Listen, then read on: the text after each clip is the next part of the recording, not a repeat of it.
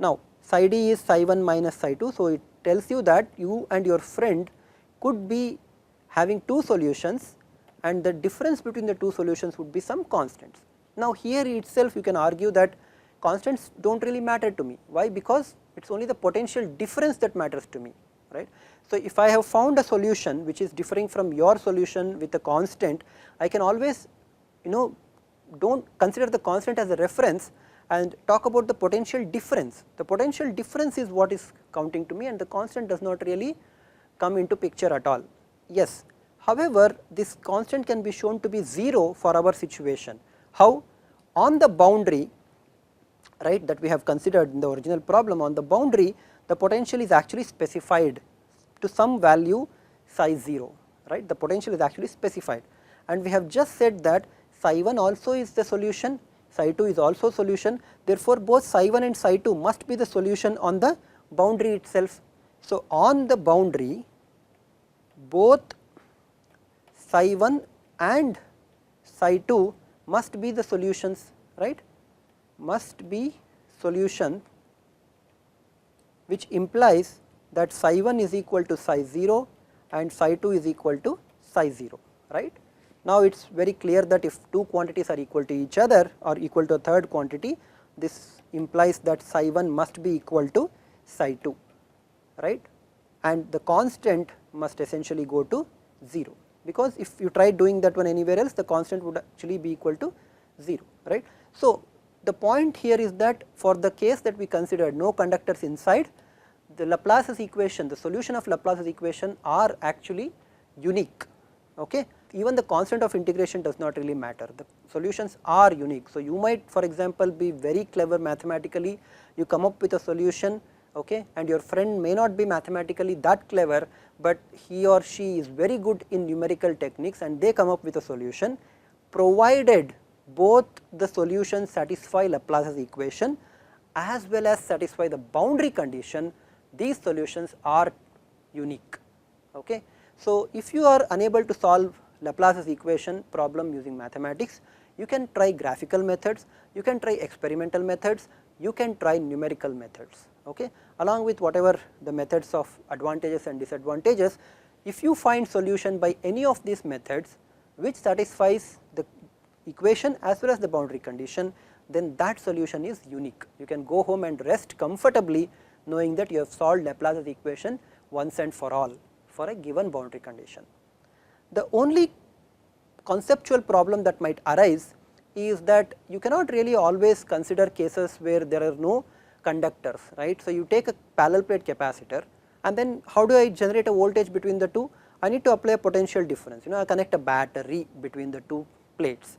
The moment I do that, there are metallic conductors, there is a battery lead, there is a battery lead onto the other side, inside whatever happens inside the battery we do not really care about, but there are conductors now. Now if I consider a sphere or a closed surface which also includes the conductors, are the conditions for uniqueness going to change? If they change, how are they going to change? Again, we will not be too detailed in mathematics, we will give you the qualitative understanding of what happens when you have some conductors in the region, okay. So this is the second part of the uniqueness theorem. Consider an arbitrary surface S which bounds a volume V. Now here I might actually have some conductors, okay. The conductors of course inside can also be completely arbitrary, okay. Now surrounding each conductor I can actually put a surface, okay, a Gaussian surface. I will put a Gaussian surface around each conductor. Let us say there are some n conductors inside here, okay. There are now two kinds of surface normals that you have to consider. One surface normal points outside on the bigger surface that is there, and there are little normals which are pointing inside, okay. The idea being we want to find out what is the net flux outside of the surface, okay. There would be some, but I want to find out the net outward flux, okay. Now what do I specify on these surfaces? Let us also label these surfaces, okay, or the conductors S1, S2 and in general Sn. The normal outside is n, the normal here inside is also n, okay. The normal I am considering is to be n, the directions of the normal need not be the same. amongst these conductors, let us say I pick k conductors, okay, and specify potentials on these conductors. For the remaining n minus k conductors, I will specify the charge, or at least I would be specifying the surface charges, and I want to find out if I have two solutions psi 1 and psi 2 which satisfy this condition, that is on k conductors they actually have the potential values, okay, given, and on the n minus k conductors where I am specifying charge, the solutions have to be just compatible with that, some sort of Poisson's equation. So, they have to be compatible. Our equation is still the same. So, I have this integral over the surface S and this psi del psi by del n ds, and as before psi goes as 1 by r at least and del n goes as 1 by r square on the outer sphere, allowing me to show that for r tending to 0 this integral will be equal to 0, but now I also have to consider the contributions for the inner surfaces, right. So, now there are n surfaces inside would also contribute, and the overall result would be equal to del psi mod square dV, okay, over the volume that this encloses. This is like consider n islands of the surfaces inside the bigger surface S and find out the contribution of the surface S itself and the inner surfaces S1 to Sn, okay. So, as before I have psi 1 and psi 2 as two conductors, all I have to do is I have to find out the contribution of the surfaces inside. The contribution of the surfaces inside is given by summation. So, if I call them as surface 1 to surface n, there is a small integration, closed surface integration that I have to perform on each of the surfaces. I have to perform this psi del psi by del n on each of the surfaces. So, if I do that one, I get psi del psi by del n ds, where you need to understand that this normal is actually pointing towards inside. It is like this was pointing outward, this is pointing all inward, okay. So, this is the contribution. However, to this contribution, okay, if I replace psi by psi d, that is I have found two solutions psi 1 and psi 2, I have formed a different solution psi d which is psi 1 minus psi 2. Both psi 1 and psi 2 satisfy Laplace's equation as well as they also satisfy all these boundary conditions, right. So, if I know that they also satisfy boundary conditions, then onto the left hand side of this equation this term goes to 0, because as I keep increasing surface S, the contribution over the outer sphere goes to 0, and all I am left out with is the contribution of these n conductors, right. That must of course be equal to this gradient of psi mod square dV. What is the contribution of this left surface? You break up this into two parts. I have j equals 1 to k, okay, integral over the surface Sj psi d del psi d by del n ds plus the remaining surfaces. So, j equals k plus 1 to n, okay, and I have over the same n minus k conducting surfaces the same integral psi d del psi d by del n ds, okay. However, on the conductors we have actually said that psi 1 and psi 2 are the solutions, which means that on the conductors psi d is equal to 0, correct. On these conductors psi d must be equal to 0, because on the surfaces I have specified potentials. So, psi 1 will be equal to that specified potential, psi 2 will also be equal to that specified potential. So, the difference between the two must be equal to 0 on the potentials. So, this entire term to the left of this would vanish, that is the contribution of the k conductors to this integral would completely vanish on the, because on the boundaries psi d will be equal to 0, and remember these integrations are happening on the boundary of those surfaces. What about this other term, this second term? Well, on these terms the potentials need not be same, but they have to be constant, because these are all conductors. Conductors means they are equipotential surfaces, okay.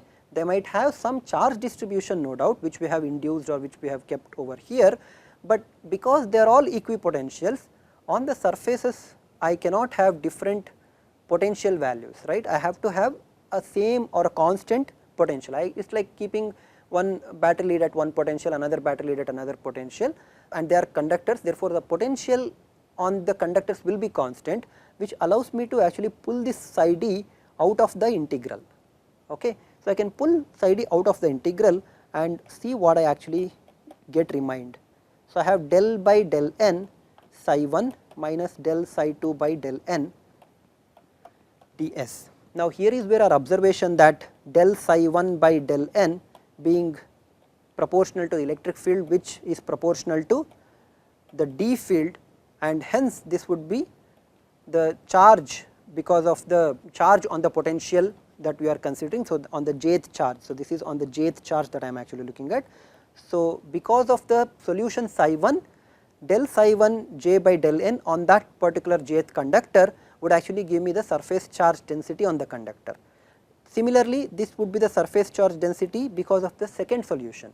Now, on this conductor you cannot have two charge distributions just because your psi 1 and psi 2 are different. So, it simply means that these quantities must be equal, and hence this fellow must be equal to 0, the difference must be equal to 0, indicating that the entire left hand side is equal to 0. This is very, very crucial, right.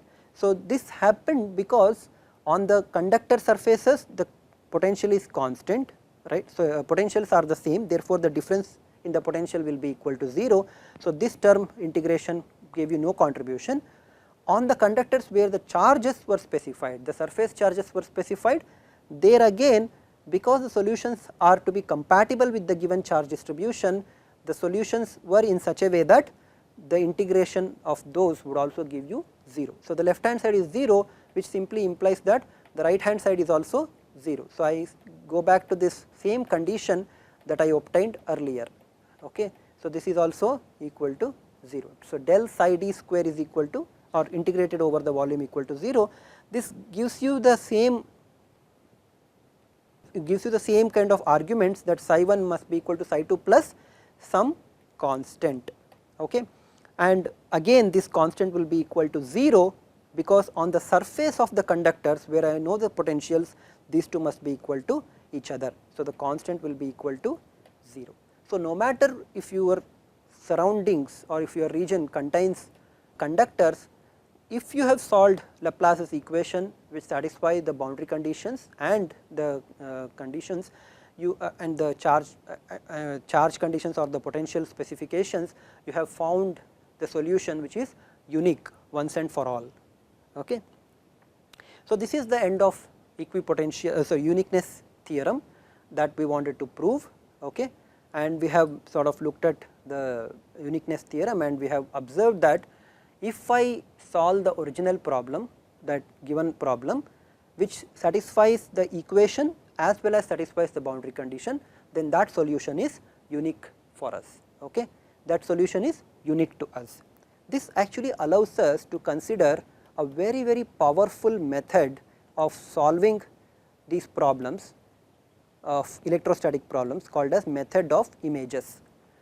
We will simply describe the method of images and then comment about the applicability of this method, okay, rather than considering it to be general. Now, before we talk of method of images, I want to tell you that method of images is a very general, is a very powerful method, but that is not very general method. That is, you cannot apply this method of images to every electrostatic problem.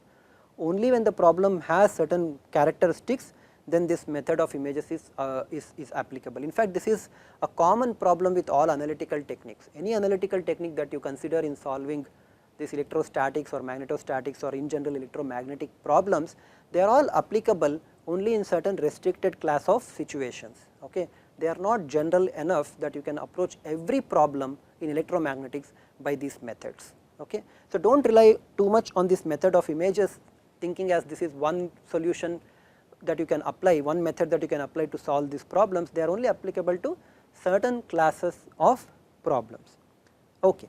And this method of images is actually made possible, okay, because of the uniqueness theorem. You will soon see why so. So, consider a plane, okay. Let us place this plane at z equal to 0. let me also ground this plane, so that the potential on this plane is actually equal to 0. So, I have this plane, okay, and on this plane at some point I go up, at a certain distance z1 I keep a positive charge. Okay. Now, what I want to find out is what is the potential everywhere. This problem is actually quite difficult if you were to go by Laplace's equation earlier, okay, because look at what is the field lines that are coming out of this problem. Okay. If you look at the field lines, down the field line would start from the positive charge and it would drop down perpendicularly onto the plane, okay, and at all other field lines would actually converge or curve towards the conductor, and they are all terminating on the plane. Okay. So, you can see that all these red lines which I have drawn are the fields and they are all terminating on the plane. Very interesting, right. They are not going to 0 there, because they are actually going to induce some charges on the plane. Okay. They would all induce certain charges. However, the point is that the field lines have to be perpendicular at the surface. So, let me emphasize that point over here. The field lines have to be perpendicular at this point. Okay. Why they have to be perpendicular? Because this is a conductor, and for a conductor you have seen that there cannot be tangential component at the boundary, they have to be always perpendicular, the electric field has to be perpendicular. So, and in fact on the conductor dN is equal to surface charge density. So, if I know what is the normal D field that is hitting the conducting plane, then I also know what is the surface charge density at that particular point. Okay. Now, with this, if you try to apply Laplace's equation as such, you will be having difficulty in solving that. Okay. But let us fix up what are the conditions that I am looking at. Okay. I know I have to consider a certain region of space, right, and then I have to let that region of space go towards infinity. Okay. The plane itself extends towards infinity on all directions. Therefore, I have one condition, V is equal to 0 at z equal to 0. This is one boundary condition that I already have. Okay. Now, to get another boundary condition, so as to speak, I now imagine that I have sphere, okay, of some radius, okay, initially, and then I let this radius of the sphere go towards infinity. Now, if you are very far away from this situation, at infinity, all the fields that you are looking for are only because of these positive charges, right. So, there are some field lines which are going towards infinity, okay, not exactly like this, but they are essentially going towards infinity, and these fields, because of the point charge, vanish as 1 by r square, I mean go as 1 by r square. Therefore, if you now consider a hemisphere, okay, of certain radius r and then let the radius go towards infinity, then the values that you are going to see would all be dropping down to 0, because that psi by del n will be going as 1 by r cube in this particular case. So, the potential is basically because of the point charge. So, I have another condition that V is equal to 0 at z or radial distance r tending towards infinity. Okay. Now, what method of images does is very interesting. It actually removes the conducting plate entirely. So, if you remove the conducting plate, but you still of course need to retain the charge, because if you remove conducting plate and charge, you have no problem left with it. Okay. That would be very trivial and interesting problem, right. There is no charge, nothing is happening. However, this charge was there at some height z1, right. At the same height z1 below the conducting plate, where the conducting plate originally existed, you put a negative charge minus q. Now, from your experience of all the classes that you have seen and listened in this course, you know that the field lines would be directed from positive to negative charges, and they would all terminate over here in this nice curved fashion, right. So, they would all terminate here, this nice curved fashion, this would be the fields. Now, if you just look at the upper space, that is, if this is, since this is z greater than 0 region, if you just look at the upper region, okay, and you look at the original problem, they all look alike, right, they both look alike. In the upper region, there are field lines, okay, they are all curving towards and they are getting terminated over here. Some fields may turn up towards infinity later they would all travel all to infinity and then come back, but essential point is that the upper part of the problem is exactly the same as the original problem, right. So, in fact, this problem that we have here is called as the image problem, okay. And image problem is the one in which we have removed the conductor, but put a negatively charged here at exactly the same distance Z1. Now, why should it be exactly at the same distance? Consider what is the potential here. In the original problem, okay, point P, potential at P was actually equal to 0, correct, because it was a grounded conducting plane. In the image problem, what is the situation? In the image problem, if you want to find the potential at these 2 points and you know the potential is actually 1 by 4 pi epsilon r with infinity as the reference point, then the potential because of this charge plus q and the potential because of the charge minus q both will contribute to 0, correct, because the distances are equal. Since the distances are equal, the potential would also be equal to 0. So, the image potential, okay, is also equal to 0. You go to infinity, then the potentials would all be equal to 0, because this would be 1 by 4 pi epsilon r, 1 by 4 pi epsilon r with a minus sign, but for large r they would essentially cancel out with respect to each other. So, the potential goes to infinity at even in the original as well as the image problem. So, potential at infinity at as p goes to infinity is also equal to 0, and the same thing for the image problem as well, okay. So, it is interesting that the image problem satisfies the same boundary conditions as the original problem. Therefore, at least on the upper side of the region z greater than 0, whatever the potential that we obtain must be the same as the potential of the original problem, right. So, what is the for the image problem, what is the potential? Let us call this as some V image potential at any point. So, if this is the point P, the potential will be equal to 1 by 4 pi epsilon 0 or q by 4 pi epsilon 0 and the radial distances, right. So, this is r plus and this would be r minus, right. So, this would be equal to 1 by r plus minus 1 by r minus, and this image potential would actually be equal to 0 on the z equal to 0 plane, okay. In fact, this would be the potential of the original problem as well. Now, you might ask, what about the solution for z less than 0? It is completely rubbish, because I should not be seeing any potential up there, or I should not be seeing anything over here. Then why is that not 0?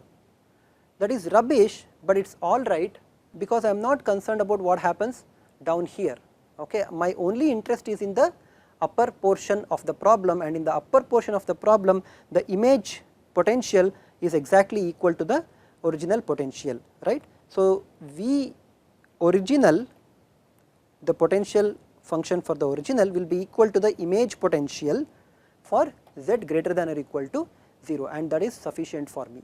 For concreteness sake, if I assume that this point P was lying at some x, y and z, right, and this charge was lying at z1 0 0 z1 and this fellow was lying at 0 0 minus z1, the potential at the point P is given by q by 4 pi epsilon 0 1 by x square plus y square plus z minus z1 square, this is r plus, right, minus 1 by x square plus y square plus z plus z1 square, and you can see that this solution satisfies the conditions that we are interested in. At the z equal to 0 plane, this will actually turn out to be equal to 0, because z will be equal to 0 and the distances will be equal to each other.